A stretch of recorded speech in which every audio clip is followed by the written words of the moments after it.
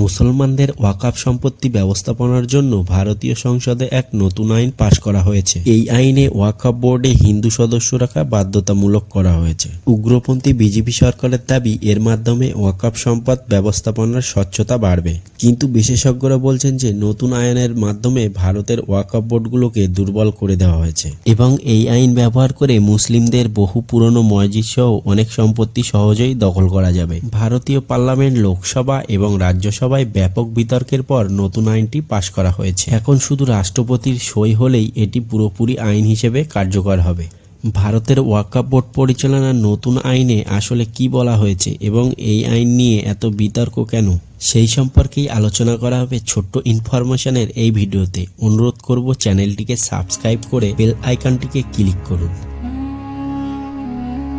ইসলামের দান ও সমাজ কল্যাণের একটি গুরুত্বপূর্ণ ব্যবস্থা হলো ওয়াকফ। কোনো সম্পদ ওয়াকফ করা মানে হলো সেই সম্পদের ব্যক্তিগত মালিকানা ত্যাগ করে চিরস্থায়ীভাবে আল্লাহর রাস্তায় উৎসর্গ করা, যাতে সেই সম্পত্তি আর কখনো কারো ব্যক্তিগত কাজে ব্যবহার না। কেউ যখন কোনো জমি, দোকানঘর, পানির কূপ বা অর্থ ওয়াকফ করে দেয়, তখন সেই সম্পদের মালিকানা আর তার কাছে থাকে না। তখন তা সমাজের একটি দায়িত্বশীল ট্রাস্টের অধীনে চলে যায়, যা থেকে প্রজন্মের পর প্রজন্ম উপকৃত হতে পারে। ওয়াকফ বা ওয়াকফ ব্যবস্থাটি ইসলাম ধর্মের সূচনা লগ্ন থেকেই সমাজ কল্যাণমূলক ব্যবস্থার অবিচ্ছেদ্য অংশ ছিল। রাসূল সাল্লাল্লাহু আলাইহি ওয়াসাল্লামের যুগে সাহাবীগণ নানা ধরনের সম্পদ ওয়াকফ করেছেন। কেউ জমি দিয়েছেন মসজিদ নির্মাণের জন্য, কেউ বা খেজুর বাগান দিয়েছেন দরিদ্রদের খাদ্যের জন্য, কেউ পানীয় কূপ খুঁড়েছেন মানুষের পানির প্রয়োজন মেটাতে। এই ওয়াকফকৃত সম্পদ থেকে যে উপকার আসে সেটাকে বলা হয় সাদগায়ে জারিয়া, অর্থাৎ এমন দান যা মৃত্যুর পরেও চলতে থাকে এবং আমলনামায় সওয়াব যোগ করতে থাকে।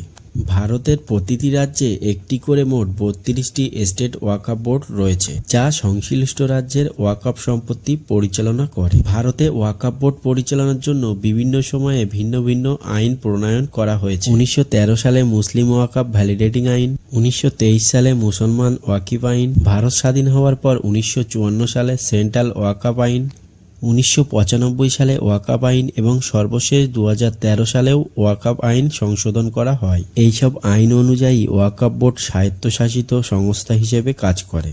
প্রতিটি বোর্ড একটি আইন সত্তা যার সম্পত্তি অর্জন এবং ধারণ হস্তান্তর করার ক্ষমতা রাখে। তবে ওয়াকফ সম্পত্তি বিক্রি বা স্থায়ীভাবে লিজ দেওয়া যায় না। ভারতের সকল রাজ্যের ওয়াকফ সম্পত্তির নজরদারির জন্য সেন্ট্রাল ওয়াকফ কাউন্সিল নামে আরেকটি সংস্থাও রয়েছে। 1964 সালে ভারতের ওয়াকফ বোর্ডগুলোর জন্য কেন্দ্রীয় পরামর্শদাতা সংস্থা হিসেবে সেন্ট্রাল ওয়াকফ কাউন্সিলের যাত্রা শুরু হয়। এটি ভারতের সংখ্যালঘু মন্ত্রণালয়ের অধীনে পরিচালিত হয়। এর প্রধান কাজ হলো রাজ্য ওয়াকফ বোর্ডগুলোর কার্যকলাপ সম্পর্কে কেন্দ্রীয় সরকারকে পরামর্শ দেওয়া এবং ওয়াকফ সম্পত্তির সুষ্ঠু ব্যবস্থাপনা নিশ্চিত করা। ভারতে ওয়াকফ বোর্ডগুলোর অধীনে প্রায় 8,72,000 সম্পত্তি রয়েছে। এগুলোর মোট আয়তন প্রায় 10 লাখ একর। ভারতীয় রেলওয়ে এবং সামরিক বাহিনীর পর ওয়াকফ বোর্ডই সবচেয়ে বেশি জমির মালিক। ভারতের ওয়াকফ বোর্ডের মোট সম্পদের মূল্য 14.22 বিলিয়ন বলে ধারণা করা হয়। ইন্ডিয়ান রুপিতে প্রায় 12,27,000 কোটি টাকারও বেশি। এইসব সম্পত্তিগুলোর ইতিহাস শত শত বছরের পুরনো। অধিকাংশই ব্যবহার করা হয় মসজিদ, মাদ্রাসা, কবরস্থান ও এতিমখানার মতো জনকল্যাণমূলক কাজে। ভারতের ওয়াকফ সম্পত্তির পরিচালনা করার নতুন আইনে বলা হয়েছে এই সব বোর্ডে অমুসলিম সদস্য অন্তর্ভুক্ত করা বাধ্যতামূলক হবে। এখনো পর্যন্ত কেবল মুসলিমরাই সদস্য হয়। ভারতের অন্যান্য ধর্মীয়াবলম্বী দাতব্য সংস্থাগুলোও নিজ নিজ ধর্মাবলম্বীদের দ্বারাই পরিচালিত হয়। ওয়াকফ বিল প্রস্তাবনার সময় সংসদীয় বিতর্কে ভারতের স্বরাষ্ট্রমন্ত্রী অমিত শাহ বলেন, অমুসলিম সদস্যরা কেবল প্রশাসনিক দায়িত্ব পালন করবে এবং সম্পত্তি পরিচালনায় সহায়তা করবেন, ধর্মীয় বিষয়ে তারা হস্তক্ষেপ করবেন না। মুসলিম সংগঠনগুলো বলছে এই বক্তব্য ইসলামী ওয়াকফ ব্যবস্থার মূল চেতনার পরিপন্থী এবং ওয়াকফ বোর্ডের পরিচালনা শুধুমাত্র মুসলমানদের দ্বারাই হওয়া উচিত। এটি মুসলমানদের সাংবিধানিক অধিকারে সরাসরি হস্তক্ষেপ। ভারতের প্রধান বিরোধী দল কংগ্রেসের সভাপতি মল্লিকার্জুন খার্গে বলেন, যখন হিন্দু মন্দির পরিচালিত কমিটিতে অন্য ধর্মাবলম্বীদের স্থান পায় না, তখন ওয়াকফ বোর্ডে কেন অমুসলিমদের রাখা হবে? ভারতে ওয়াকফ বোর্ড পরিচালনা সংক্রান্ত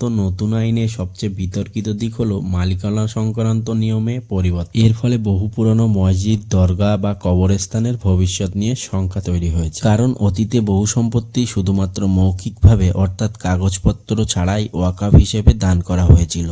শত শত বছর আগের বহু সম্পত্তির কোনো নথিপত্র নেই, কিন্তু নতুন আইন কার্যকর হলে ওয়াকফ বোর্ডের অধীনে থাকা শত শত বছরের পুরানো সকল সম্পত্তির দলিল উপস্থাপন করতে হবে। যেহেতু সকল সম্পদ লিখিতভাবে হস্তান্তর করা হয়নি, তাই সকল সম্পদের দলিল উপস্থাপন করাও সম্ভব নয়। এর ফলে শত শত বছর আগে ওয়াকফ জমির উপর গড়ে ওঠা মসজিদগুলোর ভবিষ্যতও অনিশ্চিত হয়ে পড়বে। চরমপন্থী হিন্দু সংগঠনগুলো ভারতের নানান প্রান্তে বেশ কিছু মসজিদের উপর তাদের মন্দির আছে বলে দাবি জানিয়ে আসছে। তাদের দাবি এইসব মসজিদ পুরনো হিন্দু মন্দির ভেঙে তৈরি করা হয়েছে, কিন্তু এগুলো উগ্রপন্থী বিজেপি সরকার এবং তাদের অন্ধভক্তদের বানোয়াট কথাবার্তা। এই ধরনের অনেক মামলা আদালতে বিচারাধীন রয়েছে। শুধু তাই নয়, উত্তরপ্রদেশের একটি মন্দির প্রকল্প বাস্তবায়নের জন্য বুলডোজার দিয়ে ওয়াকফ বোর্ডের শতাব্দী প্রাচীন মসজিদ সহ 250টির বেশি সম্পত্তি ধ্বংস করা হয়েছে। নতুন আইন অনুযায়ী ওয়াকফ বোর্ডের ক্ষমতা অনেক কমিয়ে দেওয়া হয়েছে, যার মাধ্যমে আসলে হিন্দু মন্দির থাকার দাবি তুলে মুসলমানদের জমি কেড়ে নেওয়ার পথ সহজ করা হয়েছে। এটা পুরোপুরি বিজেপি সরকারের চালাকি। ভারতের মুসলমানদের কিভাবে ক্ষতি করবে তার একটা ষড়যন্ত্র করে তারা এই আইনটাকে পাশ করেছে। ভারতের ওয়াকফ বোর্ডগুলো আসলে সম্পূর্ণ দুর্নীতিমুক্ত নয়। দীর্ঘদিন থেকেই ওয়াকফ সম্পত্তিতে দখলদারি আর অব্যবস্থাপনাও রয়েছে। ওয়াকফ বোর্ডগুলো এত বিপুল সম্পদের মালিক হওয়া সত্ত্বেও তাদের উপার্জন অত্যন্ত কম, কারণ বহু জায়গায় পূর্ণাঙ্গ ইসলামী নিয়মকানুন অনুযায়ী ওয়াকফ সম্পত্তি পরিচালনা করা হয়নি। একটি জরিপে দেখা যায় 2006 সালে ওয়াকফ বোর্ডের আয় ছিল মাত্র 163 কোটি রুপি। অথচ সম্পত্তিগুলো সঠিকভাবে ব্যবহার করা হলে 2006 সালেই ওয়াকফ বোর্ড 12,000 কোটি রুপি আয় করতে পারত। কিন্তু যতটা না সম্পদের অব্যবস্থাপনা, তার চেয়ে অনেক বেশি বর্তমান আইনের অপব্যাখ্যা করে নতুন আইন পাশ করানো হয়েছে। বিজেপি ওয়াকফ আইনের যেসব ত্রুটি তুলে ধরছে সেগুলো মূলত 2013 সালের আইনেই সংশোধন করা হয়েছিল। তাই এখন নতুন আইন প্রণয়ন না করে বরং প্রচলিত ওয়াকফ আইনই আবার জোরালোভাবে বাস্তবায়ন করা উচিত ছিল। বিশ্লেষকদের মতে ওয়াকফ বোর্ডের দুর্নীতি বন্ধ করার আরও কার্যকারী উপায় থাকা সত্ত্বেও বিজেপি সরকার সেদিকে না গিয়ে ওয়াকফ সম্পদ নিয়ে আরো নয়ছয় করা যায় সেই ব্যবস্থায় পাকাপোক্ত করছে। কারণ তাদের উদ্দেশ্য হলো আসলে ওয়াকফ সম্পদ সঠিক নিয়মে পরিচালনা করা নয়, বরং সংখ্যালঘু মুসলিমদের সম্পদ জব্দ করতে হবে কিভাবে সেই পরিকল্পনাই করছে তারা। বিশেষ করে দেশব্যাপী ছড়িয়ে থাকা বহু মসজিদের জমি বাজেয়াপ্ত করে সেখানে কিভাবে হিন্দু মন্দির গড়ে তুলবে তার ছক কষছে তারা। সবার কাছে অনুরোধ, ভিডিওটি শেয়ার করে ছড়িয়ে